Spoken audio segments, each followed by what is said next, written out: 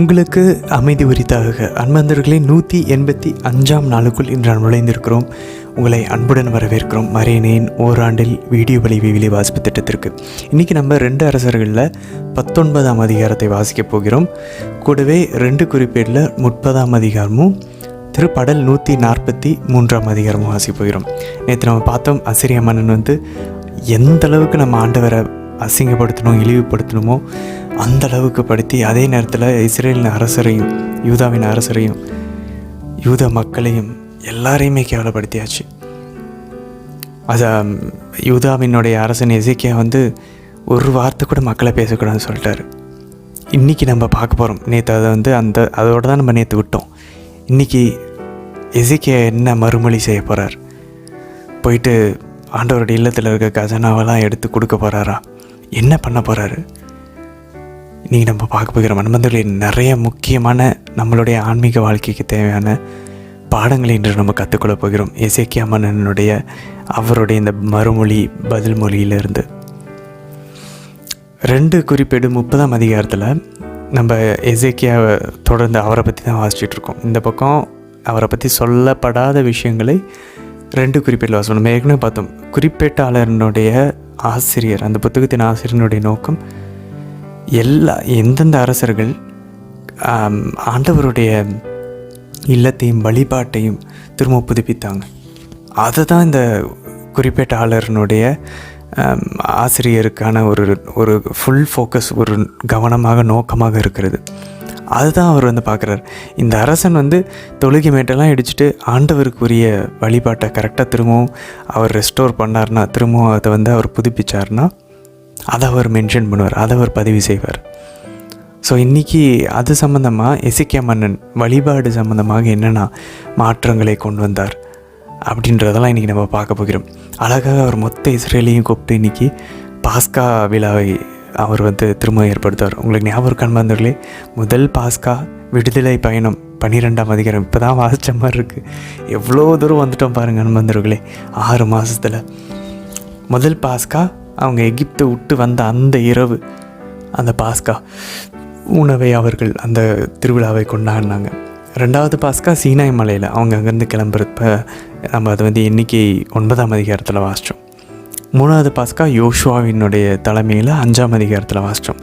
யோர்தானை கடந்து வந்ததுக்கப்புறம் அவங்க உள்ள கானானுக்குள்ளே நுழையிறதுக்கு முன்னாடி, எரிகோவை சுற்றி வர்றதுக்கு முன்னாடி இவங்க கில்கால்ன்ற இடத்துல அவங்க 3வது பாஸ்கா உணவை விழாவை கொண்டாடினார்கள். ஸோ ஃபஸ்ட்டு எகிப்து, 2வது சீனாய், அதுக்கப்புறம் 3வது கில்கால், 4வது நம்ம இன்றைக்கி பார்க்குறோம். இன்றைக்கி எசேக்கியா. அப்போ பாருங்கள், அத்தனை வருஷத்துக்கு நடுவில் பாஸ்கா தான் இவங்களுக்கு ரொம்ப முக்கியம். ஆண்டவர் இது ஒவ்வொரு வருஷமும் மிஸ்ஸே ஆகக்கூடாதுன்னு சொன்னார். எப்படி மக்கள் இதை மிஸ் பண்ணாங்க? ஒவ்வொரு வருஷமும் இதை கொண்டாடணும்னு சொன்னார். அவர் செஞ்சதை பாருங்களேன் அன்பர்களே. அப்போ நம்மளுமே நிறைய டைம் ஆண்டவர் செஞ்ச விஷயங்கள்லாம் உங்களுக்கு எப்படி தெரியல, எனக்கு ஜென்ரலாக நான் அந்த டேட்டு ஞாபகம் வச்சுக்கேன்.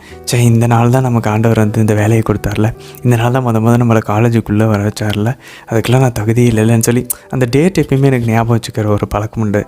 அது ரொம்ப அழகான ஒரு விஷயம். அந்த மாதிரி நீங்களும் கூட அந்த நாளை நம்ம வச்சா, இன்றைக்கி தான் ஆண்டவர் நமக்கு என்கேஜ்மெண்ட் ஆச்சு, இன்றைக்கி தான் ஆண்டவர் இந்த ஃபஸ்ட்டு நான் இந்த வேலையை பற்றி நான் பார்த்தேன், இல்லை எனக்கு இந்த ஒரு மெரிட் கிடச்சிச்சு, ஏதோ ஒன்று, அதை நம்ம யோசிச்சு பார்த்து அந்த நாள் ஏதாவது திருவிழாவா, நம்ம திருச்சபையின் திருவிழாவா யோசிச்சு ஆண்டவருக்கு அதுக்கு நன்றி செலுத்தலாம். ஸோ 4வது பாஸ்கா விழா இன்றைக்கி. அதுக்கப்புறம் அதுக்கப்புறம் தொடர்ந்து வாசிப்போம். யோசியா ஞாபகம் இருக்கா? அடுத்து யோசியா அரசர் வரப்போகிறார். அவரும் ரொம்ப நல்லவர். அவர் அடுத்த பாஸ்கா வைப்பார். அப்புறம் இவங்க நாடு கடத்தப்பட்டுட்டதுக்கப்புறம் திரும்பி எஸ்ராவின் காலத்தில் ஒரு பாஸ்கா. மொத்தம் 6 பாஸ்கா தான் அன்பந்தர்களை. யோசிச்சு பாருங்கள். அதுதான் அவங்களுடைய சென்ட்ரல் முக்கியமான ஒரு விழா. ஆனால் அதுவே அவ்வளோ டேக் இட் ஈஸியாக பண்ணியிருக்காங்க. திரும்பவும் பாருங்கள், இவங்க ஆண்டவருக்கு சரியான பலியை செலுத்தி சரியான வழிபாடை செய்யும்போது, ஆண்டவருக்கு சேவை செய்யும்போது, சாத்தானுக்கும் பிற இனத்திரு மக்களுக்கும் அவங்களுடைய அந்த பொய்யான தெய்வத்திற்கும் அவங்க வழிபாடு செய்யாமல் ஆண்டவருக்கு வழிபாடு செய்யும்போது என்ன திரும்ப நடக்கும்? இன்றைக்கி நம்ம வாசிப்போம், மக்கள் மகிழ்ந்தார்கள், அரசன் மகிழ்ந்தார், எல்லாருமே மகிழ்ச்சியாக இருக்காங்க. எசேக்கியாவை ஆண்டவர் இந்த அளவுக்கு காப்பாற்றுவார்ன்றது இன்றைக்கி நம்ம பார்ப்போம். அதுக்கான காரணம் அவர் அந்தளவுக்கு ஆண்டவரை வழிபட்டார். நம்மளும் ஆண்டவர் வழிபடுறோமா, இல்லை நம்மளுடைய பெருமை பொறாமைகளை 7 தலையான பாவங்களை வழிபடுறோமா நம்ம யோசிக்கணும். இன்றைக்கி திருப்பாடல் 143 பாருங்கள். தாவீது அரசர் தன்னுடைய எதிரிகளிடமிருந்து தன்னை விடுவிக்க சொல்லி அழகான ஒரு திருப்பாடல். இந்த திருப்பாடலாம் அன்பார்ந்தவர்களே, இன்னும் ஒரு 2-3 நாட்களில் நம்ம முடிக்க போகிறோம். எனக்கு ரொம்ப வருத்தமாக இருக்குது திருப்பாடலை நம்ம மிஸ் பண்ணுறோம். ஏன்னா திருப்பாடல்கள் நம்மளுடைய ஜெபத்தை வந்து ஒரு மாற்றிடும்.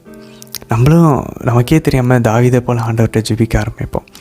திருப்பாடல்களை டெய்லி வாசிக்க முயற்சிப்போம் அன்பார்ந்தவர்களே. 150 அதிகாரமும் வாசித்து முடிக்க போகிறோம் இன்னும் 2-3 நாளில். சரி அன்பார்ந்தவர்களே, தொடர்ந்து நம்ம வந்து இன்றைய தினத்திற்கான விழிவாஸ் பகுதிக்குள்ளே நம்ம ஜெபிச்சு துவங்கலாம். தந்தை, மகன், தூய ஆவியாரின் பெயராலே ஆமேன். தந்தையாம் இறைவனை அழைத்து ஜெபிப்போம். அருள் நிறைந்த அன்னை மரியே வாழ்க, ஆண்டவரும் உடனே, பெண்களுக்குள்ள ஆசை பெற்றவர் நீரே அம்மா. உம்முடைய திருவயிற்றின் கனியாகிய இயேசு கிறிஸ்துவும் ஆசை பெற்றவரே. புனித அன்னை மரியே, இறைவனின் தாயே, பாவிகளாக இருக்கிற எங்களுக்காக இப்பொழுதும் எங்கள் இறப்பின் வேலையிலும் வேண்டிக் கொள்ளும் அம்மா. ஆமேன். ஆண்டவர் இயேசுவை அழைத்து ஜெபிப்போம். அருள் நிறைந்த அன்னை மரியே வாழ்க, ஆண்டவரும் உடனே, பெண்களுக்குள்ள ஆசை பெற்றவர் நீரே அம்மா. உம்முடைய திருவயிற்றின் கனியாகிய இயேசு கிறிஸ்துவும் ஆசை பெற்றவரே. புனித அன்னை மரியே, இறைவனின் தாயே, பாவிகளாய் இருக்கிற எங்களுக்காக இப்பொழுதும் எங்கள் இறப்பின் வேலையிலும் வேண்டிக் கொள்ளும் அம்மா. ஆமேன். தூய ஆவியானவரை அழைத்து ஜெபிப்போம். அருள் நிறைந்த அன்னை மரியே வாழ்க, ஆண்டவரும் உடனே, பெண்களுக்குள் ஆசை பெற்றவர் நீரே அம்மா. உம்முடைய திருவயிற்றின் கனியாகி இயேசு கிறிஸ்துவும் ஆசை பெற்றவரே. புனித அன்னை மரியே, இறைவனின் தாயே, பாவிகளாய் இருக்கிற எங்களுக்காக இப்பொழுதும் எங்கள் இறப்பின் வேலையிலும் வேண்டிக் கொள்ளும் அம்மா. ஆமேன். அரசர்கள் 2ஆம் நூல், அதிகாரம் 19. அரசர் எசேக்கியா இதை கேட்டு தம் ஆடைகளை கிழித்துவிட்டு சாக்கு உடை உடுத்திக் கொண்டு ஆண்டவரின் இல்லத்தினுள் நுழைந்தார். அரண்மனையின் மேலதிகாரியான எலியாக்கிமையும் எழுத்தன் செபுனாவையும் குருக்களில் முதியோரையும் சாக்கு உடை உடுக்கச் செய்து ஆமோஸின் மகன் எசாயா இறைவாக்கினரிடம் அனுப்பினார். அவர்கள் அவரிடம், எசேக்கியா கூறுவது இதுவே: இன்று துன்பமும் கண்டனமும் அவமானமும் மிக்க நாள்.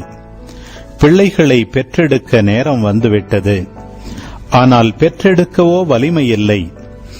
வாழும் கடவுளை பழித்து இகழும்படி அசீரிய மன்னனாகிய தன் தலைவனால் அனுப்பப்பட்ட ரப்சாக்கே சொன்னவற்றையெல்லாம் உம் கடவுளாகிய ஆண்டவர் கேட்டிருப்பார். அச்சொற்களை முன்னிட்டு உம் கடவுளாகிய ஆண்டவர் அவனை தண்டிக்க வேண்டும்.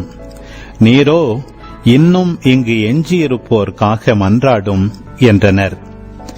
அரசர் எசேக்கியாவின் அலுவலர் எசாயாவிடம் வந்தபொழுது எசாயா அவர்களை நோக்கி, உங்கள் தலைவனிடம் இவ்வாறு சொல்லுங்கள்: ஆண்டவர் கூறுவது இதுவே: அசீரிய மன்னனின் கைக்கூலிகள் என்னை இகழ்ந்து சொன்ன வார்த்தைகளை கேட்டு அஞ்ச வேண்டாம்.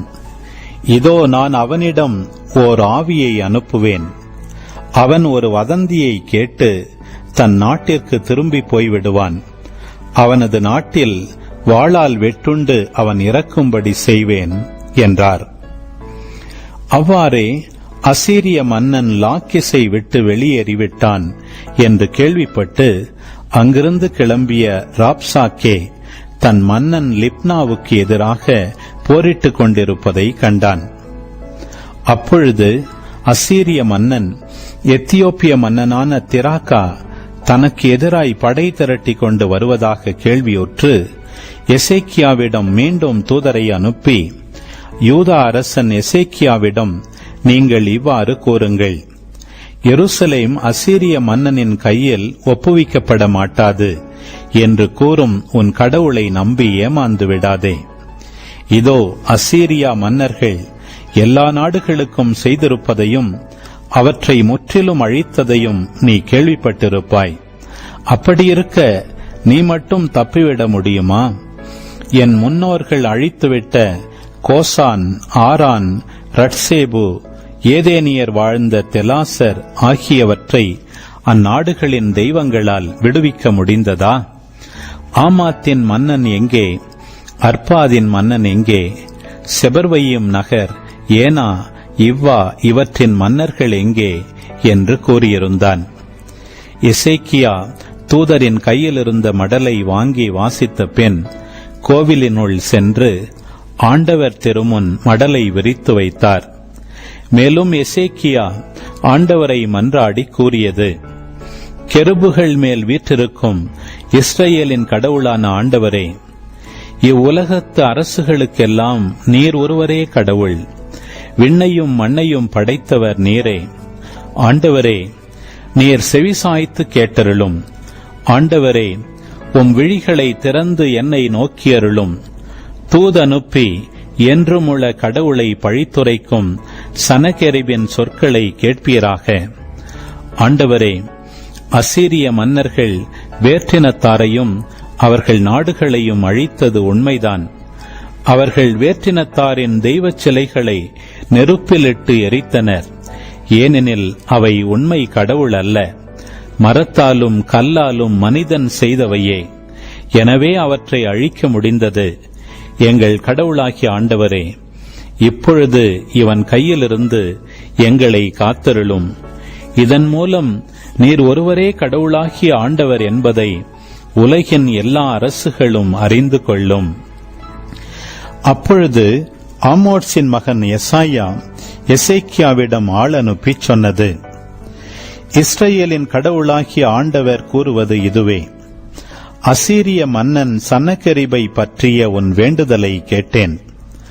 அவனுக்கு எதிராக ஆண்டவர் கூறிய வார்த்தை இதுவே: கன்னி மகள் சீயோன் உன்னை இகழ்கிறாள், உன்னை பார்த்து நகைக்கிறாள்.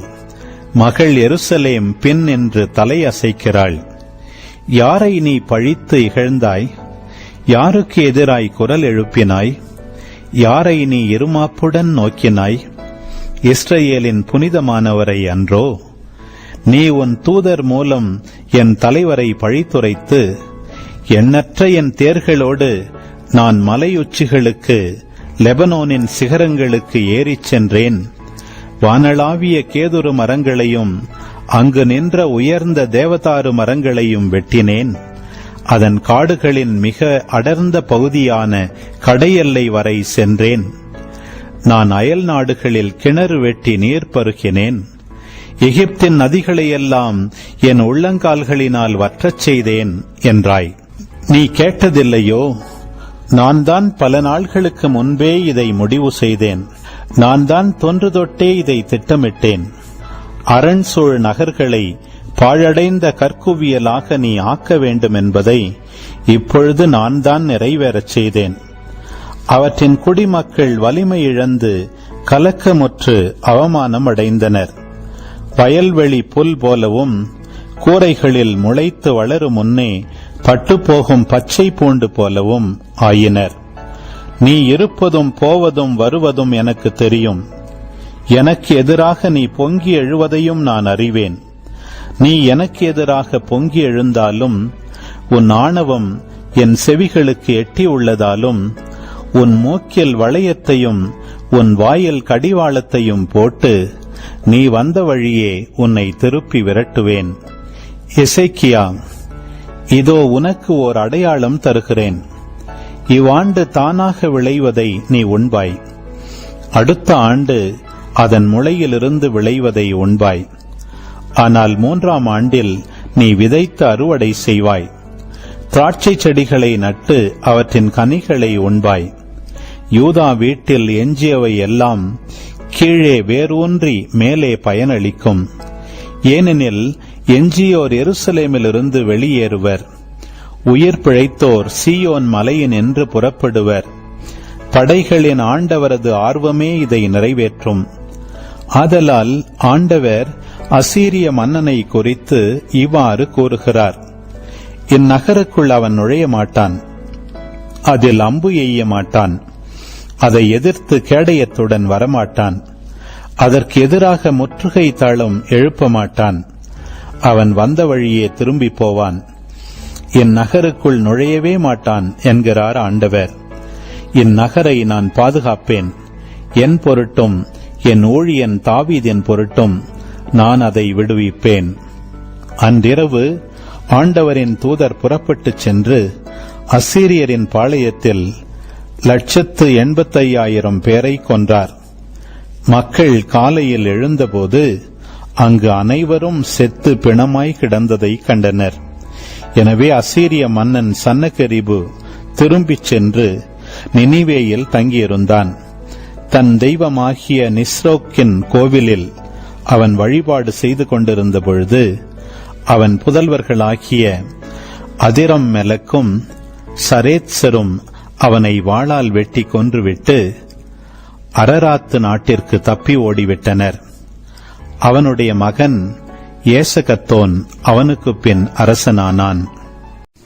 குறிப்பேடு 2ஆம் நூல் அதிகாரம் 30. இஸ்ரேலின் கடவுளாம் ஆண்டவருக்கு பாஸ்கா விழா கொண்டாட ஆண்டவரின் இல்லத்திற்கு வருமாறு இஸ்ரேல் யூதா மக்கள் அனைவருக்கும் ஆள் மூலமும் எப்ராயிம் மனாசே குலத்தாருக்கு மடல் மூலமும் எசேக்கியா அழைப்பு விடுத்தார். பாஸ்காவை 2ஆம் மாதத்தில் கொண்டாடுவதாக அரசரும் எல்லா தலைவர்களும் எருசலேமின் மக்கள் சபையார் எல்லாரும் முடிவு செய்தனர். குறிப்பிட்ட காலத்தில் கொண்டாட இயலாததற்கு காரணம் போதுமான குருக்கள் தங்களை தூய்மைப்படுத்திக் கொள்ளவில்லை. மக்களும் எருசலேமில் வந்து கூடவில்லை.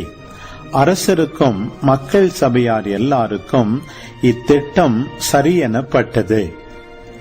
எருசலேமில் இஸ்ரேலின் கடவுளாம் ஆண்டவருக்கு பாஸ்கா விழா கொண்டாட பெயர்சேபா முதல் தான் வரை இருந்த இஸ்ரேலர் எல்லாருக்கும் அழைப்பு விடுக்கும் ஓர் அறிவிப்பை அனுப்ப முடிவு செய்தனர்.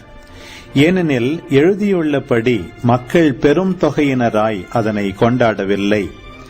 அரசரிடமிருந்தும் தலைவர்களிடமிருந்தும் மடல்களை பெற்றுக்கொண்ட அஞ்சலர் அரச கட்டளைப்படி இஸ்ரேல் யூதா நாடெங்கும் சென்று, இஸ்ரேல் மக்களே, ஆபிரகாம் ஈசாக்கு இஸ்ரேலின் கடவுளாம் ஆண்டவரிடம் திரும்பி வாருங்கள். அப்பொழுது அசீரிய மன்னனின் கைக்கு தப்பிய எஞ்சியோராகிய உங்களிடம் அவர் மீண்டும் வருவார். தங்கள் மூதாதையரின் கடவுளாம் ஆண்டவருக்கு எதிராக தீமையானதையே செய்த உங்கள் தந்தையர் சகோதரர்கள் போன்று நீங்கள் இருக்க வேண்டாம். நீங்களே காண்பது போல் அவர் அவர்களை கடுமையாக தண்டித்தார். உங்கள் மூதாதையரை போல் நீங்களும் முரட்டு பிடிவாதம் கொண்டவராய் இருக்க வேண்டாம். மாறாக ஆண்டவருக்கு பணியுங்கள். அவர் என்றென்றும் புனிதமாக்கியுள்ள திருத்தலத்திற்கு வந்து உங்கள் கடவுளாம் ஆண்டவருக்கு ஊழியம் புரியுங்கள். அப்பொழுது அவரது கோபக்கனல் உங்களை விட்டு நீங்கும். நீங்கள் ஆண்டவரிடம் திரும்பி வந்தால் உங்கள் சகோதரர்களும் புதல்வர்களும் தங்களை சிறைப்படுத்தியோரிடமிருந்து இரக்கம் பெற்று இந்த நாட்டுக்கு திருப்பி அனுப்பப்படுவர். ஏனெனில் உங்கள் கடவுளாம் ஆண்டவர் அருளும் இரக்கமும் கொண்டவர். நீங்கள் அவர் பால் திரும்பினால் அவர் தம் முகத்தை உங்களிடமிருந்து திருப்பிக் கொள்ளார் என்றனர். அஞ்சலர் எப்ராயிம் மனாசே நாடுகளிலும் செபுலோனிலும் கூட நகர் நகராகச் சென்றனர். ஆனால் அவற்றின் மக்கள் இவர்களை எள்ளி நகையாடினர். ஆயினும் ஆசேர், மனாசே, செபுலோன் ஆகியவற்றிலிருந்து சிலர் தம்மையே தாழ்த்திக் கொண்டு எருசலேமுக்கு வந்தனர். ஆண்டவரின் வாக்கிற்கு ஏற்பவும் அரசர் தலைவர்களின் கட்டளைப்படியும் யூதாவினர் நடப்பதற்கு ஆண்டவரின் ஆற்றல் அவர்களை ஒருமனப்படுத்தியது. 2ஆம் மாதத்தில் பொழியாத அப்பத் திருவிழாவை கொண்டாட எருசலேமில் மக்கள் சபையார் மாபெரும் அளவில் கூடினர். அவர்கள் எருசலேமில் இருந்த பலிபீடங்கள், தூப பீடங்கள் எல்லாவற்றையும் தகர்த்து கிதரோன் பள்ளத்தாக்கில் எறிந்தனர். 2ஆம் மாதத்தின் 14ஆம் நாள் அவர்கள் பாஸ்கா ஆட்டுக்குட்டியை வெட்டினர். குருக்களும் லேவியரும் வெட்கமடைந்தவராய் தங்களையே தூய்மையாக்கிக் கொண்டனர்.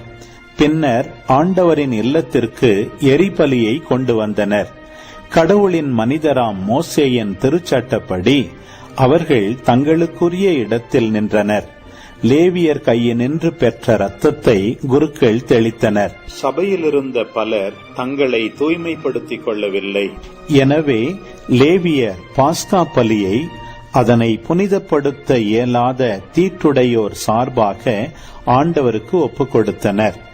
இருப்பினும் மக்கள் பலர், எப்ராயிம், மனாசே, இசக்கார், செபுலோன் குலத்தார் பலர் தங்களையே தூய்மையாக்கிக் கொள்ளாமல் எழுதியுள்ளதற்கு மாறாக பாஸ்காவை உண்டனர். எனவே எசேக்கியா வேண்டியது, நல்லவரான ஆண்டவரே மன்னித்தருளும். தன் மூதாதையரின் கடவுளாம் ஆண்டவரை தேட மனம் கொண்ட ஒவ்வொருவனையும் அவன் திருத்தலத்திற்கு ஏற்ற முறையில் தன்னையே தூய்மையாக்கிக் கொள்ளவில்லை எனினும் மன்னித்தருளும். ஆண்டவர் எசேக்கியாவின் வேண்டுதலை கேட்டு மக்களுக்கு நலமளித்தார். எருசலேமில் கூடியிருந்த இஸ்ரேல் மக்கள் புளியாத அப்ப திருவிழாவை மிகுந்த மகிழ்ச்சியோடு 7 நாள்கள் கொண்டாடினர். ஆண்டவரை லேவியர் நாள்தோறும் புகழ்ந்தனர். குருக்கள் பேரொலி இசைக்கருவிகளை மீட்டி போற்றினர். ஆண்டவரின் பணியில் மிகுந்த ஈடுபாடு கொண்ட லேவியர் அனைவரின் உள்ளத்தையும் தொடுமாறு எசேக்கியா பேசினார். விழா உணவை அவர்கள் 7 நாள்கள் உண்டு நல்லுறவு பலிகளை செலுத்தி அவர்களின் மூதாதையரின் கடவுளாம் ஆண்டவரை புகழ்ந்து போற்றினர். மீண்டும் 7 நாள்கள் கொண்டாட மக்கள் சபையார் எல்லாரும் முடிவு செய்தனர். அவ்வாறே அவர்கள் அக்களிப்புடன் மீண்டும் 7 நாள்கள் கொண்டாடினர். யூதாவின் அரசர் எசேக்கியா மக்கள் சபைக்காக 1000 காளைகளையும் 70,000 ஆடுகளையும் அளித்திருந்தார். அவ்வாறே தலைவர்களும் மக்கள் சபைக்காக 1000 காளைகளையும் 10,000 ஆடுகளையும் அளித்திருந்தனர். குருக்கள் பலர் தங்களையே தூய்மையாக்கிக் கொண்டனர். யூதாவின் அனைத்து சபையார், குருக்கள், லேவியர், இஸ்ரேலின் அனைத்து மக்கள் சபையார், இஸ்ரேலிலிருந்து வந்தவரும் யூதாவில் வாழ்ந்தவருமான அந்நியர் அனைவரும் அக்களிப்புற்றனர். எருசலேமில் மிகுந்த மகிழ்ச்சி உண்டாயிற்று. ஏனெனில் இஸ்ரேலின் அரசர் தாவீதின் மகன் சாலமோனின் காலம் முதல் எருசலேமில் இப்படி நடந்ததே இல்லை. குருக்களும் லேவியரும் எழுந்து மக்களுக்கு ஆசி வழங்கினர். அவர்களது மன்றாட்டு கேட்கப்பட்டது. கடவுளின் திரு உறைவிடமான வானத்தை அவர்கள். திருப்பாடல் 143. ஆண்டவரே, என் மன்றாட்டை கேட்டருளும். நீர் நம்பிக்கைக்கு உரியவராயிருப்பதால் உமது இரக்கத்திற்காக நான் எழுப்பும் மன்றாட்டுக்கு செவிசாய்த்தருளும். உமது நீதியின்படி எனக்கு பதில் தாரும். தண்டனை தீர்ப்புக்கு உம் அடியானை இழுக்காதேயும். ஏனெனில் உயிர் வாழ்வோர் எவரும் உமது திருமுன் நீதிமான் இல்லை. எதிரி என்னை துரத்தினான், என்னை தரையிலிட்டு நசுக்கினான். என்றோ இறந்தொழிந்தவர்களைப் போல் என்னை இருட்டில் கிடக்கச் செய்தான். எனவே என்னுள்ளே என் மனம் ஒடுங்கி போயிற்று, என் உள்ளம் எனக்குள் சோர்ந்து போயிற்று. பண்டைய நாள்களை நான் நினைத்துக் கொள்கின்றேன். உம் செயல்கள் அனைத்தையும் குறித்து சிந்தனை செய்கின்றேன். உம் கைவினைகளை பற்றி ஆழ்ந்து சிந்திக்கின்றேன். உம்மை நோக்கி என் கைகளை உயர்த்துகின்றேன். வறண்ட நிலம் நீருக்காக தவிப்பது போல் என் உயிர் உமக்காக தவிக்கின்றது. ஆண்டவரே, விரைவாக எனக்கு செவிசாய்த்தருளும். ஏனெனில் என் உள்ளம் உடைந்து விட்டது. என்னிடமிருந்து உம் முகத்தை மறைத்துக் கொள்ளாதேயும். இல்லையெனில் படுகுழி செல்வோருள் ஒருவராகி விடுவேன். உமது பேரன்பை நான் வைகரையில் கண்டடையச் செய்யும். ஏனெனில் உம்மீது நம்பிக்கை வைத்துள்ளேன். நான் நடக்க வேண்டிய அந்த வழியை எனக்கு காட்டியருளும். ஏனெனில் உம்மை நோக்கி என் உள்ளத்தை உயர்த்துகின்றேன். ஆண்டவரே, என் எதிரிகளிடமிருந்து என்னை விடுவித்தருளும். நான் உம்மிடம் தஞ்சம் புகுந்துள்ளேன். உம் திருவுளத்தை நிறைவேற்ற எனக்கு கற்பித்தருளும். ஏனெனில் நீரே என் கடவுள். உமது நலமிகு ஆவி என்னை செம்மையான வழியில் நடத்துவதாக. ஆண்டவரே, உமது பெயரின் பொருட்டு என் உயிரை காத்தருளும். உமது நீதியின் பொருட்டு என்னை நெருக்கடியினின்று விடுவித்தருளும். உமது பேரன்பை முன்னிட்டு என் பகைவரை அழித்துவிடும். என் பகைவர் அனைவரையும் ஒழித்துவிடும். ஏனெனில் நான் உமக்கே அடிமை. ஆமேன். ஆண்டவரே, இந்த நாளுக்கான இந்த இறை வார்த்தை பகுதிகளுக்காக நன்றி செலுத்துகிறோம் அப்பா. ஆண்டவரே, எசேக்கியா அரசரை போல எங்களுடைய பிரச்சனைகளை நாங்கள் சந்திக்கும்போது, எங்களுடைய வாழ்க்கையில் இருக்கக்கூடிய தடைகளை சந்திக்கும்போது, சோதனைகளை, பாவத்திற்கான சோதனைகளை சந்திக்கும்போது, உறவுகளில் மன ரீதியாக உடல் ரீதியான நோய்களை எல்லாம் சந்திக்கும்போது, விபத்துகளை சந்திக்கும்போது, எதிர்பாராத விபத்துகளை சந்திக்கும்போது, ஆண்டவரே, நாங்கள் அவரை போல உங்கள் பக்கம் திரும்பணும். ஆண்டவரே, மனுஷங்க கிட்ட போய் புலம்பக்கூடாது. எந்த ஒரு மனிதர்களை நம்பியும் எங்களுடைய மனசை கொட்டக்கூடாது. சும்மா ஆறுதல் தேடக்கூடாது. உங்களுடைய ஆலயத்திற்குள்ளே வரணும். நற்கருணை பிரசன்னத்துக்குள்ளே வரணும். அங்கே உங்களிடம் வந்து எங்களுடைய பிரச்சனையெல்லாம் நாங்கள் கொட்டணும். பைபிள் எடுத்து வாசிக்கணும். ஜெபமாலையில் அம்மா உங்ககிட்ட நாங்கள் பேசணும்மா. நீங்கள் எங்களை தட்டி சொல்லுவீங்க. பயப்படாத, மனதை தளர விடாத, நான் உன்னை எப்பயுமே கைவிட மாட்டேன். நீங்கள் ஃபாத்திமா குழந்தைங்களுக்கு சொன்ன அதே வார்த்தைகள் அம்மா. மனதை தளர விடாதீர்கள், உங்களை நான் எப்பயுமே கைவிட மாட்டேன். என் மாசற்ற இருதயம் உங்களுக்கு அடைக்கலமாக இருக்கும். கடவுளுக்கு உங்களை இட்டு செல்லக்கூடிய வழியாகவும் என்னுடைய மாசற்ற இருதயம் இருக்கும்னு நீங்கள் சொல்லியிருக்கீங்கம்மா. உங்கள் மாசற்ற இருதயத்தை நம்பி எங்களுடைய அன்றாட வாழ்வில் எவ்வளோ பிரச்சனைகள் வந்தாலும் உங்களுடைய இதயத்திற்குள்ளே நுழைய எங்களுக்கு அருள் தாங்கம்மா. உங்களுடைய இதயம்தான் கடவுளுக்கான வழி. ஏன்னா உங்களுடைய இதயம்தான் ஆண்டவர் இயேசு. உங்களுடைய இதயத்தில் வேறு எதுவுமே இல்லை. ஆண்டவர் இயேசு மட்டும்தான் இருந்தார். எங்களுக்கு உங்களுடைய இதயத்தில் அடைக்கலத்தை தந்துடலும் அம்மா. தந்தை, மகன், தூய ஆவியாரின் பெயராலே ஆமேன். மந்தொல்லி இன்னைக்கு அழகான பகுதி பார்த்தீங்களா? 2 அரசர்களை பாருங்கள், 19ஆம் அதிகாரம் 1 வசனம். இவ்வளவு அசிங்கம், எல்லாத்தையும் இவ்வளோ பிரச்சனை, உயிருக்கும் பிரச்சனை, நாட்டுக்கு பிரச்சனை. அரசர் எசேக்கியா இதை கேட்டு தம் ஆடைகளை கிழித்து விட்டு சாக்குடை உடுத்தி கொண்டு ஆண்டவரின் இல்லத்துள் நுழைந்தார். முதலே அவர் சும்மா வீட்டுக்கு போல ஆண்டவருடைய இல்லத்துக்குள்ளே ஆடைகளை கிழித்து கொண்டு சாக்குடை உடுத்தி கொண்டு. நமக்கு பைபிள் சொல்லுது, உங்களோட ஆடைகளை கிழித்துக்கொள்ள, நான் உங்களுடைய இதயத்தை கிழித்துக்கொள்ளுங்கன்னு. நம்ம நொறுங்கி உள்ளத்தோடு உள்ளே போகிறோமா? நம்ம சாக்குடை உடுத்த தேவையில்ல, உபவாசத்தோடு உள்ளே போகிறோமா ஆண்டவர் வீட்டுக்குள்ளே? நம்ம நிறைய நேரங்கள் அன்பாந்தர்களே, நம்ம இந்த ஆகாசு, இவருடைய அப்பா ஆகாசு பாருங்கள், பிரச்சனை வந்தப்போ உடனடியாக என்ன பண்ணார்? போயிட்டு அசிரிய மன்னன்ட்ட ஆண்டவருடைய இல்லத்தில் இருக்க பொண்ணு வெள்ளி எல்லாத்தையும் கொடுத்து அவரை அப்படியே சரி கட்ட ட்ரை பண்ணுறாரு. பாருங்களேன், எஸ்ஐயா இறைவாக்கினர் ஆண்டவர் அனுப்புகிறார் ஆகாசுக்கிட்ட, நீ பயப்படாதப்பா அப்படின்னு சொல்லி. கடவுள் அவங்க கூட இருப்பார். ஏதோ ஆண்டவர் உனக்கு வந்து ஒரு அடையாளத்தை கொடுப்பார். கன்னி கருத்தாங்கி ஒரு ஆண்மகனை பெற்றெடுப்பார். எவ்வளோ அடையாளம் கொடுக்குறாரு. எசேயா இறைவாக்கினர் தேடி போகிறாரு எசேக்கியாவோட அப்பா அரசர் ஆகாசு, யூதாவின் அரசர் ஆகாசுக்கு. ஆனால் ஆகாசு நம்பலை. என்ன தெரியுமா பண்ணுறாரு? இவ்வளோலாம் யார் போய் போர் தொடுத்துட்டுப்பா, நம்ம சரண்டர் ஆயிடுவோம், வேலை முடிஞ்சு அப்படின்னு சரண்டர் ஆகிட்டார். ஆண்டவர் இதே தான் சொல்கிறார் பாருங்கள். இன்றைக்கி பாருங்கள், இன்றைக்கி 6ஆம் வசனம் 2 அரசர்கள் 19ஆம் அதிகாரத்தில் ஆகாசுக்கிட்டேயும் ஆண்டவர் அதுதான் சொன்னார், பயப்படாத, டு நாட் பி அஃப்ரைட். பைபிளில் கிட்டத்தட்ட ஒரு 150 முறை இந்த வசனம் இருக்கான்னு பாருங்களே. பயப்படாதீங்க, பயப்படாதீங்க, do not be afraid, fear not. ஆகாசுக்கிட்டே இதுதான் சொன்னார். ஆனால் அவர் பயந்தார். ஏன்னா அவர் கடவுள் மேலே அந்த உறவு இல்லை. முதல்ல கடவுள் கூட ஒரு உறவு இருந்தால் தான் அவரை நம்பி அவரையே சார்ந்திருப்போம், அவர் மேலே சாஞ்சிருப்போம். அவரே இல்லைன்னா எசேயா இறைவாக்கினர் சொல்லி என்ன மட்டும் கேட்க போகிறார். ஆனால் இங்கே பாருங்கள், எசேயா இறைவாக்கினர் இல்லை, எசேக்கியாவே எசேயா இறைவாக்கினர் போய் ஜெபிக்க சொல்கிறாரு. முதல்ல ஆண்டவர் ஆவியானவர் நம்ம மனசுக்குள்ளே எப்பயுமே நம்மளை திடம்தான் படுத்துவார், பயப்படாதான் சொல்லுவார். சாத்தா மட்டும்தான் நம்மளை வந்து முடியாது, உன்னால் முடியாதுன்னு சொல்லுவான். அவ்வளோதான், இது முடிஞ்சு, இது வேஸ்ட்டு, எதுவும் பண்ண முடியாது, இது இப்படி தான் இருக்கும், அவ்வளோதான், எதுவும் மாற்ற முடியாது, உன் வாழ்க்கை இப்படி தான்.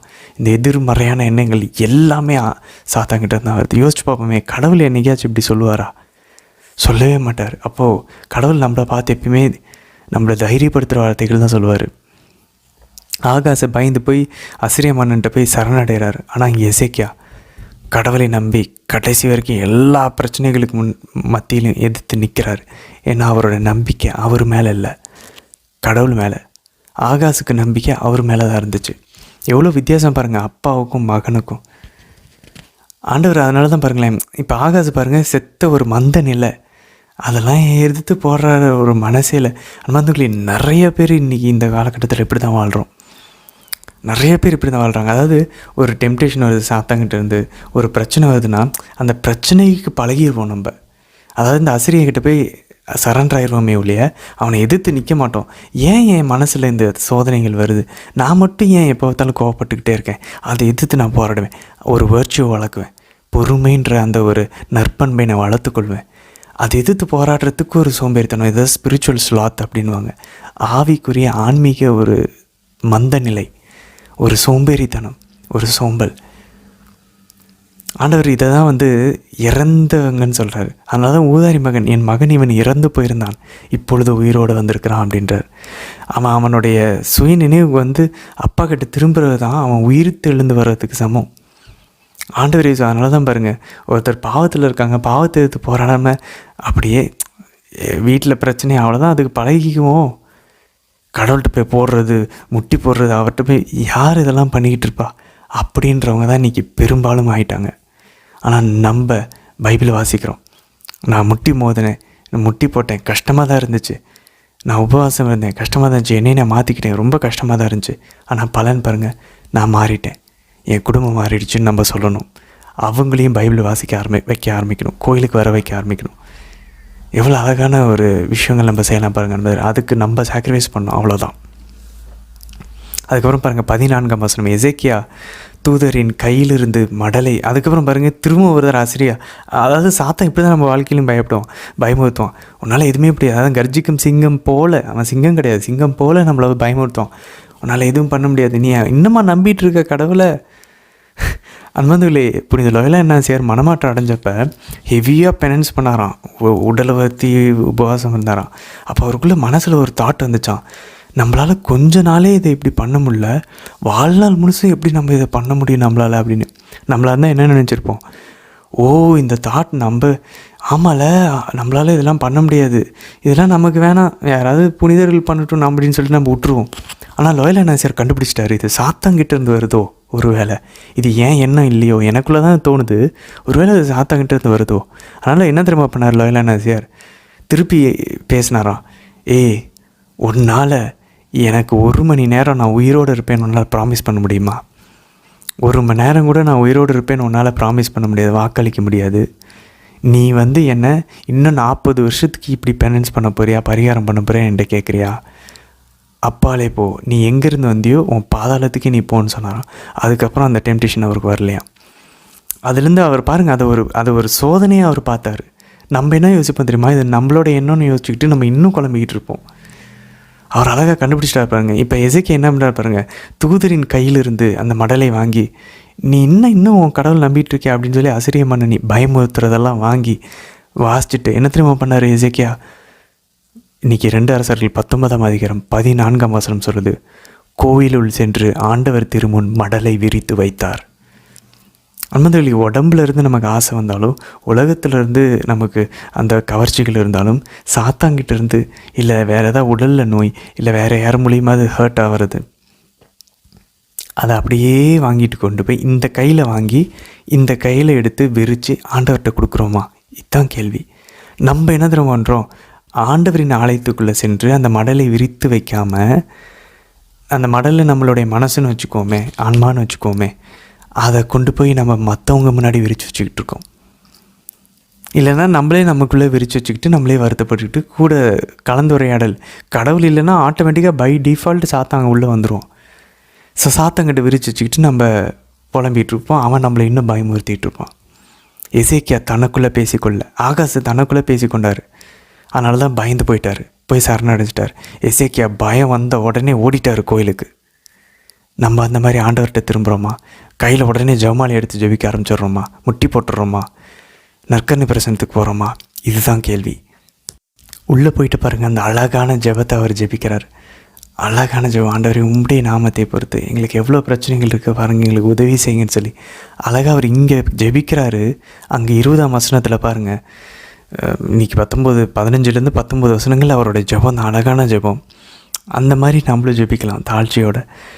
உடனே ஆண்டவருக்கு திருமுன் போகுது பாருங்கள். ஏன்னா சரியான வழிபாடு, சரியான ஆண்டவருடைய கட்டளைகளை கடைபிடிக்கிறாரு. ஜெபம் கேட்கப்படுது பாருங்கள். 20ஆம் வசனத்தில் பாருங்கள், அப்பொழுது ஆமோஸின் மகன் எசாயா இறைவாக்கினருக்கு அடிக்கிறார் அங்கே ஆண்டவர் இறைவார்த்தை. எசேக்கியாவிடம் ஆள் அனுப்பி சொன்னது, அசிரியா மன்னன் சனகெரிப்பை நீர் பற்றி உன் வேண்டுதல்களை நான் கேட்டேன். பாருங்களேன், உன்னோட வேண்டுதலை நான் கேட்டேன்னு ஆண்டவர் சொல்கிறார். கரெக்டான லைஃப், ஆர்டர்டு லைஃப், ஆண்டவர் பக்கம் ஒருங்கிணைக்கப்பட்ட வாழ்க்கையில் அவருடைய அவர் பக்கமாக கரெக்டாக நம்ம வாழ்க்கை ஒருங்கிணைஞ்சிருந்துச்சுன்னா நம்மளுடைய ஜெபங்கள் கேட்கப்படுது. 21ஆம் வசனம் பாருங்கள், அழகாக இங்கே பாருங்கள், மாதாவுடைய அந்த ஒரு முன் அடையாளம் பாருங்கள். கன்னிமகள் சீயோன் உன்னை இகழ்கின்றாள், உன்னை பார்த்து நகைக்கின்றாள். யார்? அசிரியா. மகள் எருசலேமே பின்னின்று தலையசைக்கின்றாள் அந்த அசிரியா. கன்னி மகள் சியோன். நம்ம பாருங்களேன், சியோனும் எருசலேமே இஸ்ரேல். இது யாரை குறிக்கும்? நம்ம சொல்லியிருக்கோம், மாதாவை குறிக்கும், மணவாட்டியை குறிக்கும். மணவாளன் யாவே இறைவன். அப்போ பாருங்களேன், இங்கே எசேயா இவர் தான் என்ன வாக்கு கொடுக்குறாரு? 7ஆம் அதிகாரம் அவருடைய இறை வார்த்தையில் 7ஆம் அதிகாரம் 14ஆம் வசனத்தில் ஒரு கன்னி கருத்தாங்கி ஒரு ஆண்மகனை பெற்றெடுப்பார். நமக்கு தெரியும், இதுதான் பவர்ஃபுல்லான மெசியாவுக்கான இறைவார்த்தை, ஆண்டவர் இயேசுக்கான இறைவார்த்தை. அதே இசையாவை இறைவாக்கினவர்களே ஆண்டவர் சொல்கிறார் பாருங்கள், சியோனை பார்த்தும் கன்னி மகள் சியோனே அப்படின்றார். கடவுளை பொறுத்த வரைக்கும் சியோன் ஒரு கன்னி மகள். ஆனால் அந்த கன்னி மகள் என்ன தெரியுமா பண்ணிட்டாரு? போய் விபச்சாரம் செஞ்சுட்டாங்க மற்ற தெய்வங்களுக்கு கூட. அதனால் ஆண்டவர் இன்னொரு பாருங்கள், எக்ஸாக்டாக பாருங்கள், இதே மாதிரி தான் ஏவாளை ஆண்டவர் தேர்ந்தெடுத்து படைத்தார் ஆதாமுக்காக. ஆனால் அந்த ஏவாள் போயிட்டு சாத்தான் சொல்கிறது கேட்டு பாவத்தில் இருந்தாங்க. அப்போ ஆண்டவர் என்ன சொல்கிறார்?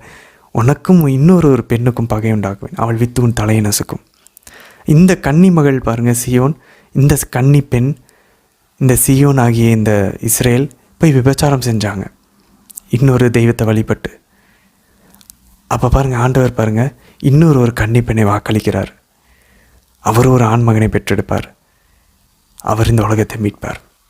எவ்வளோ அழகாக மாதா பாருங்களேன், அந்த பெண் கன்னி பெண்ணில் முன்குறித்து வைக்கப்பட்டு கொண்டே வருகிறார் ஆண்டவர். 25ஆம் வசனம் பாருங்கள், நீ அவன் அசிரியை சொல்கிறான், நான் இது பண்ணிடுவேன் அது பண்ணிடுவேன், நான் ஜெயிச்சேன் இருக்கார். ஆண்டவர் பதில் அழகாக கொடுக்குறாரு பாருங்கள் 25ஆம் வசனத்தில். நீ கேட்டதில்லையோ, நான் தான் பல நாள்களுக்கு முன்பே இதை முடிவு செய்தேன்.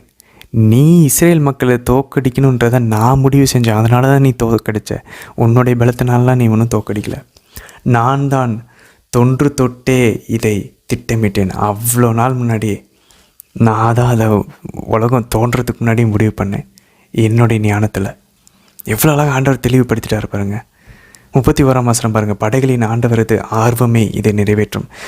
அன்பர்கள், எனக்கு இது ரொம்ப பிடிச்ச வசனம். நான் மனமாற்றம் அடைய முடியலேன்னு சொல்லி வருத்தப்பட்டு இருந்த டைமில், என்னால் முடியலன்னு சொல்லி யோசிச்சுட்டு இருந்த டைம்லாம் எப்படி தெரியல, இந்த வசனம் God's his zeal will accomplish அப்படின்னு இருக்கும்.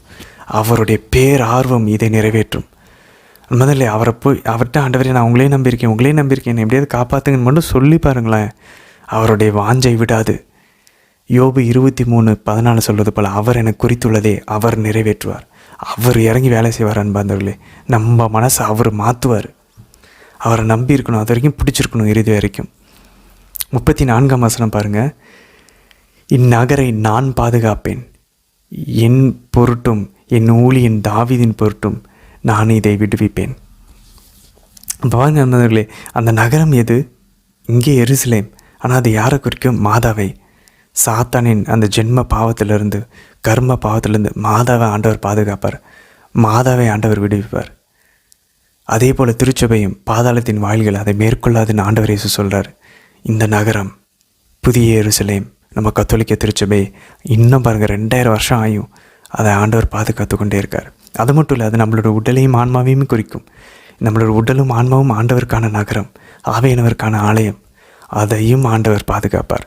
செய்ய வேண்டியதெல்லாம் ஒன்று தான். எசேக்கியாவை போல் பிரச்சனை வரும்போது ஆண்டவர்கிட்ட திரும்புகிறோமா, இல்லை நம்மளே நம்ம நம்பி நம்மளுடைய தலைக்கணத்தில் அழிந்து போகிறோமா? 35ஆம் வசனம் பாருங்கள். அன்று இரவே நம்பிட்டல, எசேக்கியா பாருங்கள், நம்பிட்டல. ஆண்டவர் என்ன பண்ணுற பாருங்க, அன்று இரவே ஆண்டவரின் தூதர் புறப்பட்டு சென்று அசிரியாவின் பாளையத்தில் 180,000 பேரை கொன்றார். மக்கள் காலையில் எழுந்து அங்கே பார்த்து அனைவரும் செத்த பிணமாக கிடந்ததை கண்டார்கள். ஒரு வேளை இது ஒரு கொள்ளை நோயாக இருக்கலாம். ஏன்னா பாருங்கள், 2 சாமுவேல் 24ஆம் அதிகாரம் 15-17 வசனங்கள், ஆண்டவர் தம் வானதூதரை அனுப்பி ஒரு கொள்ளை நோயின் வழியாக அங்கே 70,000 பேரை கொன்றாருன்னு நம்ம பார்த்தோம்.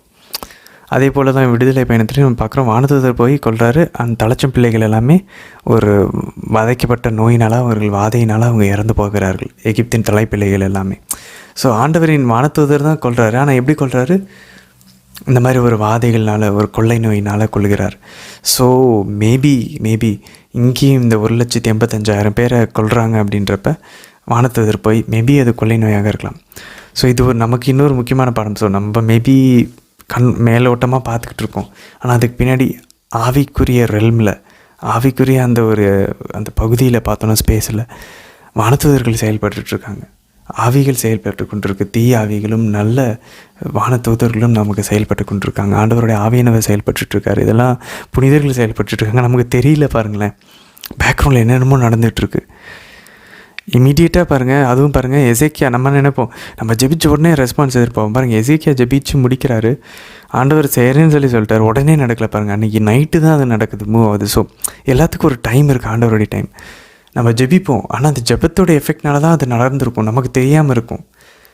பல நாட்கள், பல வருஷங்கள் கழித்து நடக்கலாம் ஆண்டவருடைய நேரத்தில். ஆனால் அது நம்மளுடைய ஜெபத்தினால நடந்துச்சு.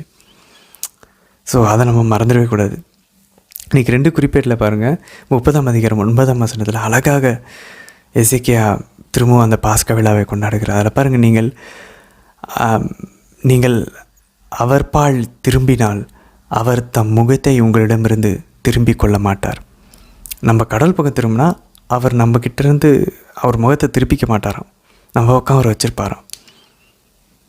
நீங்கள் அவரிடம் நெருங்கி வாங்க, அவர் உங்கள்கிட்ட நெருங்குவார். நீங்கள் அவரை புறக்கணிச்சிங்கன்னா அவர் உங்களை கைவிட்டுருவார். இதுதான் பைபிள் நமக்கு திரும்ப திரும்ப சொல்லித்தருது. நம்ம என்ன செய்கிறோம் அதை பொறுத்து தான் அமைதிகிறது. 10ஆம் வசனம் பாருங்கள், அஞ்சலர் எல்லாம் போய் நாடு முழுதும் சொல்கிறாங்க. அவர் மக்கள் எல்லாருமே என்ன பண்ணுறாங்க, எல்லையும் நகையாடுறாங்க. அன்பர்களே, இது பாருங்களேன், ஆண்டவருடைய ஒரு ஊமை நமக்கு ஞாபகம் வரும். அந்த திருமண விருந்திற்கு ஆண்டவர் அழைப்புதல் பெற்றவங்க எல்லாத்தையும் போய் கூப்பிடுவாங்க. அழைப்புதல் பெற்றவங்களாம் அதை கண்டுக்க மாட்டாங்க. எல்லாம் எல்லையும் நகையாடுவாங்க. எல்லாம் எனக்கு இந்த வேலை இருக்குது, அந்த வேலை இருக்குன்னு. உடனே அரசன் என்ன பண்ணுவார், கோவப்பட்டு போய் அங்கே வழியில் தெருவில் நிற்கிறவங்க எல்லாரையும் உள்ளே கூட்டிட்டு வாங்க. ஸோ இது பிறனத்தவர்களையும் குறிக்கக்கூடிய ஒரு விஷயமாக இருக்குது. அழைக்கப்பட்ட யூதர்களை அதை புறக்கணிச்சிட்டாங்க, பிறனத்தவர்கள் எல்லாம் அதை ஏற்றுக்கிட்டாங்க. அழைக்கப்பட்டவர்களோ பலர், தேர்ந்து கொள்ளப்பட்டவர்களோ சிலர். பாருங்களேன், அதில் கரெக்டாக எடுத்துக்கொண்டு உள்ளே வராங்க. அதுலேயும் அந்த திருமண ஆடை அணியாதவர்கள், தகுதி இல்லாதவர்களே ஆண்டவர் இரட்டி விடுகிறார். இங்கேயே பாருங்களேன், எல்லாருமே எல்லினா கேட்டுறாங்க. ஒரு சில பேர் அந்த அழைப்பை ஏற்றுக்கொண்டு உள்ளே வருகிறார்கள். அதையும் பாருங்கள், 18ஆம் அதிகாரத்தில் வாசிக்கிறோம். 18ஆம் வசனத்தில் பாருங்கள், 2 குறிப்பீடு 30ஆம் அதிகாரத்தில் 18ஆம் வசனத்தில், தங்களையே தூய்மையாக்கி கொள்ளாமல் ஒரு சில பேர் என்ன பண்ணாங்க, மோசேயின் சட்டம் எழுதி உள்ளவதற்கு மாறாக பாஸ்காவை உண்டார்கள். பாருங்களேன், பழைய ஏற்பாட்டிலே ஆண்டவர் நமக்கு தெளிவாக சொல்லி கொடுத்துட்ருக்காரு. பாஸ்காவை நம்ம உண்ணணும்னா நம்ம தூய்மைப்படுத்திருக்கணும். முதல் பாஸ்காவிலேருந்து இந்த கட்டளை உண்டு. இது இந்த அவுட்வர்ட் பியூரிட்டி, இந்த வெளிய அடையாளம், இந்த வெளி தூய்மை மக்களை உள்ளார்ந்த தூய்மைக்கு அவங்களை தயார்படுத்துது. புதிய ஏற்பாடு வரும்போது நற்கருணை ஆகிய பாஸ்கா உணவை, பாஸ்கா ஆட்டுக்குட்டியாகிய ஆண்டவர் இயேசு உண்ணும்போது உள்ளத்தில் தூய்மையாக இருக்கணும். அதனால தான் நம்ம கன்ஃபெஷன் போயிட்டு நற்கருணை வாங்க சொல்கிறோம். எவ்வளோ அழகாக இருக்குது பாருங்களேன். எசேக்கியா இந்த அஞ்சலர்களை அனுப்பி ஒரு திருமண விருந்திற்கு அழைப்பு விடுக்கிறத போல், அப்போ ஆண்டவர் பாருங்கள், இந்த ஒரு திருமண விருந்தை போல் பார்க்குறாரு இந்த பாஸ்கா விருந்தை. குடும்ப மக்கள் எல்லாம் ஒன்றா சேர்ந்து ஆண்டவரோடு விருந்து உண்ணுவது தான் அந்த பாஸ்கா. அப்படிப்பட்ட ஒரு செம்மறியின் திருவிருந்து தான், அந்த ஒரு திருமண விருந்து தான் விண்ணகத்திலையும் நடக்க போகுது நம்ம இறந்ததுக்கப்புறம். அதன் ஒரு முன்சுவை தான் நம்ம திருப்பலியில் திருமண விருந்து. அதனால தான் பாருங்கள், குருவனார் அதான் சொல்கிறார், செம்மறியின் திருவிருந்திற்கு அழைக்கப்பட்டிருக்கிறோர் பேரை பெற்றோர். இப்படி தான் எசேக்கியா கொண்டாடினார். ஆண்டவர் இயேசு அதை புதிய உடன்படிக்கையில் அதில் தன்னுடைய உடலையும் ரத்தத்தையும் கொடுக்குறார். இங்கே எசேக்கியா ஆடு மாடுகளை பலியிட்டு கொடுக்குறாரு. ஆனால் அங்கே புதிய எசேக்கியாவை ஆகிய ஆண்டவர் இயேசு கிறிஸ்து தன்னோட உடலையும் ரத்தத்தையும் கொடுத்து அந்த திருமண விருந்திற்கு நம்ம அழைக்கிறார். எவ்வளோ ஆழமாக இருக்குது பாருங்கள் நண்பர்களே. உடனே என்ன நடந்துச்சு பாருங்கள், 22ஆம் வசனம் பாருங்கள். ஆண்டவர் அவர்களின் மூதாதையர்களின் கடவுளாம் ஆண்டவரை புகழ்ந்து போற்றினர். அதை ஆங்கிலத்தில் ப்ரைஸுன்னு சொல்லலாம், ஆங்கிலத்தில் தேங்க்ஸ் கிவிங்னு சொல்லலாம். இது பாருங்கள், யூக்கரிஸ்டிக் டோன் இருக்குது பாருங்கள். இங்கே யூக்கரிஸ்ட்னா என்ன? ஆண்டவருக்கு நன்றி செலுத்துது. ஆண்டவர் அந்த 5000 பேர்த்துக்கு உணவு கொடுத்தப்ப என்ன பண்ணார்? அப்பத்தை எடுத்து ஆண்டவரை புகழ்ந்து போற்றி அதை பிட்டு தம் சீடர்களுக்கு கொடுத்தார். திரும்பி இறுதி ராவணம் என்பது என்ன பண்ணார்? அப்பத்தை எடுத்து கடவுளை போற்றி அதுக்கப்புறம் அவர் சீடர்களுக்கு பிட்டு கொடுத்தார். அதே இங்கே நடக்குது பாருங்கள். மக்கள் கடவுளை போற்றுகிறார்கள் அந்த பாஸ்கா உணவின் போது, யூக்கரிஸ்ட். சரி, இன்றைக்கி திருப்பாடல் 143 பாருங்கள், 1-4 வசனங்கள். அவர் பாருங்கள், நான் பாதாளத்துக்கு போயிட்டேன், என்னால் எதுவுமே முடியல, டக்குன்னு மாத்திரா பாருங்கள் ஜெபத்தில். அந்த மாதிரி நம்மளும் இப்படி தான் ஜெபிக்கணும் போல். என்னால் முடியல ஆண்டவரே, இது எல்லாமே சொல்லலாம். சொல்லிவிட்டு அதோடு நிறுத்திட்டோன்னு வச்சுக்கோங்களேன், இது முணுமுணுத்த மாதிரி ஆயிரும்.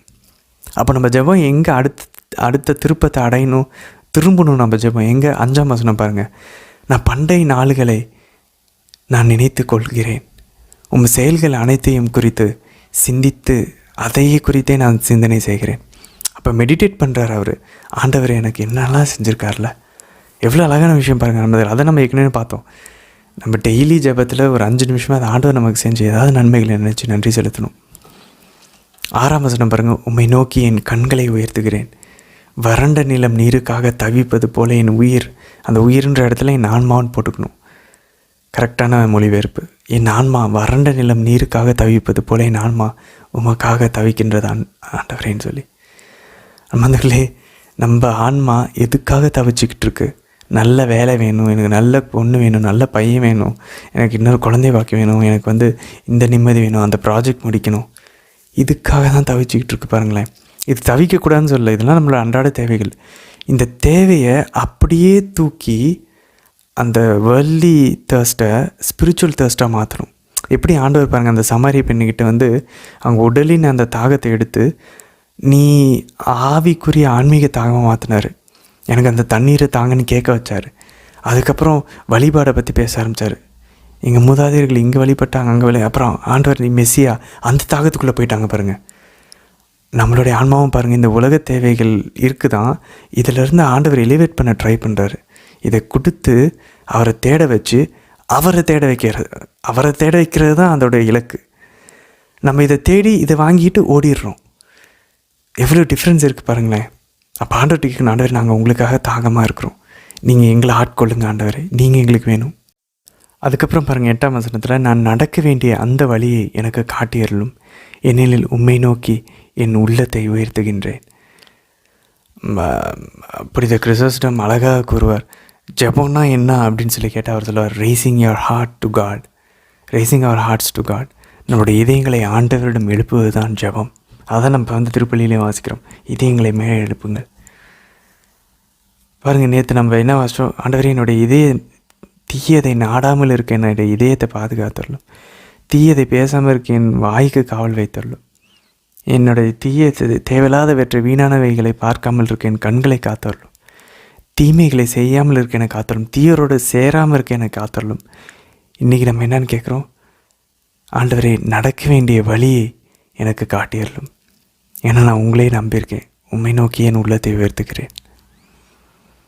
சாம்ஸ் தான் பாருங்களேன். அதனால் லிட்டர்ஜி ஆஃப் ஹவர்ஸ்ன்னுவாங்க, டிவைன் ஆஃபீஸ்ன்னு சொல்லுவாங்க இல்லையா, குருக்கள் கன்னியர்கள் ஜெபிக்கிறதுல அதிகமாக திருப்பாடல் தான் இருக்கும். திருப்பாடல் வாசிக்க அந்த வார்த்தைகள் நம்மளுடைய ஜெபமாகும். மாதா எப்படி பாருங்கள், வாயை திறந்தாலே திருப்பாடல் தான். அந்த மாதிரி நம்மளுடைய ஜெபமும் மாறணும். மாதவா அதான் ஆசைப்படுறாங்க. அதனால் டெய்லி திருப்பாடல் நம்ம வாசிக்கணும் ஆக்சுவலாக. சரி நண்பர்களே, நம்ம தொடர்ந்து பயணிக்கலாம். நாளை தினத்திற்கான வீடியோவில் நம்ம சந்திக்கலாம். ஆமேன்.